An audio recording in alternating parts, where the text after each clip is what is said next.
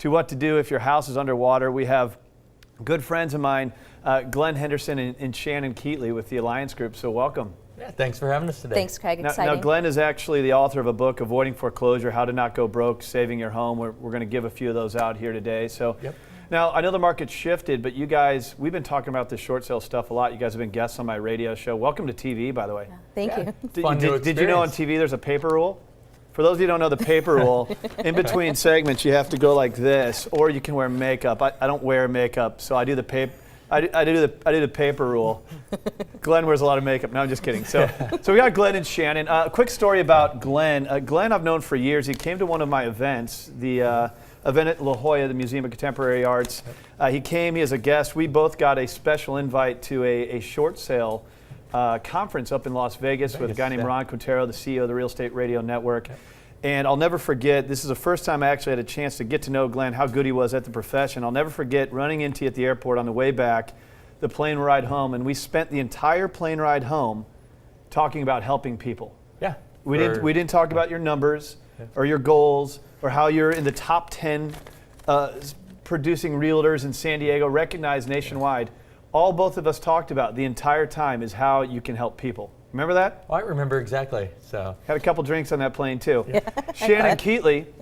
Now Shannon from Chicago, so she's my Midwest gal. I am. Known you for years as well, and I've never seen Shannon get mad. You know, Shannon is someone I keep in close contact with. I'm always bouncing these real estate things around, and sometimes I vent to Shannon, and she's the best person on the planet to vent to. The next time someone's up on the Coronado Bridge, they need to call Shannon in. Because she just makes people feel better. And when we talk about owning more in your house is worth having built all of these memories for your family. Just because it's become a bad investment doesn't mean those memories go away. It doesn't mean you don't love the home. Doesn't mean you didn't put your blood, sweat, and tears in the home. Doesn't mean you don't love your neighbors or the barbecues or the Super Bowl parties or celebrating any holiday.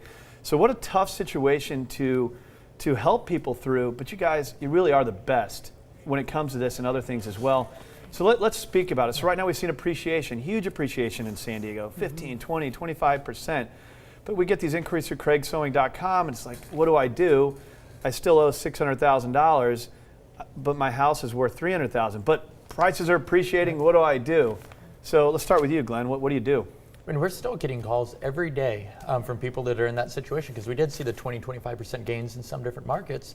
But the thing is, we saw 50, 60% depreciation when from where the market was. Yeah. So there's a lot of people that are still underwater.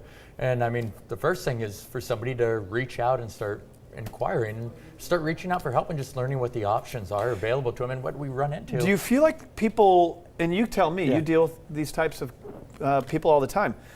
Do you feel like they haven't reached out over the last few years, or do you feel like they've reached out, they didn't like what they heard, they reached out and they just kind of sat there and ignored it? I mean, what is the psychology of the person who's underwater? It's a combination of both. It's the people that didn't like the answer that they got. Because so many people obviously you want to keep your home. You love the home. You love the home, you love the memories. But the reality is sometimes you just can't keep it. So some people have kind of buried their head just thinking something's going to happen, a miracle's going to come, the government's going to do something, we're going to be okay. Yeah. And then there's the other people that are just so scared of what the answer is going to be that they haven't reached out because they don't want to hear that they might have to sell their home or do something. And still it's surprising to us too how much misinformation there still is out there. Yeah. I get calls all the time from clients that say, you know what, I talked to my financial advisor and they suggested that I just let the home go to foreclosure. And that's really what the worst thing that you can do is let a home go to foreclosure and just put your head in the sand like Glen said. I still get it. You know, where you live in a world where information flows so easily. You have YouTube, Google, social medias, everybody seems to be an expert, a 24/7 nauseating news cycle. So information's never been, let me tell you how I really feel. Yeah. But unfortunately, all that misinformation, we still get these inquiries through our website of people saying, well, should I just let it foreclose? Yeah. Could you explain, if anyone doesn't know, the difference between what would happen on a foreclosure versus just short selling the home? Yeah, great question. We get that often. And one of the biggest things that you can do with the foreclosure, that's the worst thing that you can do, is let it go there, because there's tax and both legal and tax implications on that. And most people don't know exactly what they need to do and what those ramifications are, because if you let that property go to foreclosure, the bank can come back and actually come back and sue you in most cases, garnish Crushes your credit. wages, crushes your credit, tax implications with that as well. Real quick, could you touch the Mortgage Debt Relief Act and what's going on there? Yeah, basically with that, it's a protection for homeowners that certain loan program or certain loans that they have. If it's your primary residence, there's original loans you'd purchase the property, but you're going to get a 1099 at the end of the year after you've short sold or foreclosed on your property for the amount that was written off.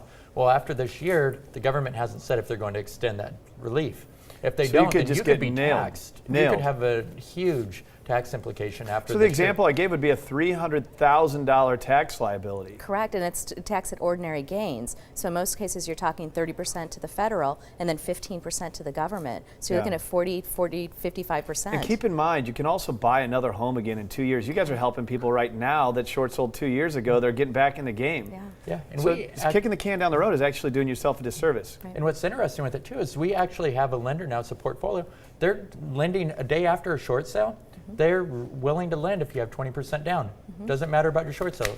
Doesn't matter about Done. your missed payments. So there's no reason not to go through it. And you guys, I know, have seen from some of the banks that you're working with, you guys are so well respected. Even on the bank side of things, you're getting settlements for clients. Quick example. Yeah, just this week alone, I was adding it up, and I think that we were able to give our clients about $21,000 in bank settlements, and that's for the HARP program, and a couple of the banks are doing their own internal programs that they're allowing. So let me make this point. For a bank, if it doesn't make dollars, it doesn't make sense. And right now, they are able to negotiate where you actually can get a settlement to leave your home. And why did they even keep me around anymore? I didn't know you could get a loan a day after. Yeah. Running a little bit low on time, but you guys also specialize in Point Loma and Ocean Beach. Now, this is a niche area, and of course, you have a whole team with the Alliance Group. You cover all of San Diego, but you're really focused on the Point Loma, Ocean Beach marketplace. Right. What's going on there? I mean, it's an amazing community. I mean, you've got Point Loma and OB, which are very diverse. They're unique in each on their own, but great community. I mean, Shannon and I both lived there for years. I mean, fell in You're love with born the and community. raised in San Diego. People Yeah. need to know that as well. When we talk about navigating the real estate market, what better than to have someone it's been your backyard since the day you were born. Yeah, lived here, worked here, played here. I mean, couldn't know it any better. So, New restaurant out there? yeah, new restaurant. I mean, that's how much we love the community and how involved we are. I mean, we've partnered in a restaurant that just opened in Ocean Beach, Wonderland. Yeah, so these guys you're a part of that town. You're part of the business out there. Yeah, we love it so much that we're willing to invest in it and just know that the diversity of the area and everything's point. just going to be brought up. Good point. Well, I mean, you guys are top of the game. Your production's amazing. You're great friends to me. I've watched people that you've helped from our radio show, face to face at times, help people. If you find yourself in a tough situation where you're underwater, I want to give you a website you can go to where you can learn more about your options. It's 123short.com. Glen and Shannon have a calculator there. It's going to tell you what your property value is, how long it's going to take before you have equity. There he is. There it is. Look at that. Look at that handsome man. 123short.com. It takes you 60 seconds to complete this. You're going to get a full detailed report on how long it's going to take before you have equity in your home again. So I encourage you, go there, check it out, learn. Knowledge is power. What's my house's value? How long is it going to take? If it's 5 years versus 10 years, it can make a difference. And of course, if you're looking into Point Loma, Ocean Beach, and if you want a copy of Glen's book, reach out to me through craigsewing.com. All right, thank you, Glen and Shannon. Really do appreciate you guys coming Thanks, here. Brad.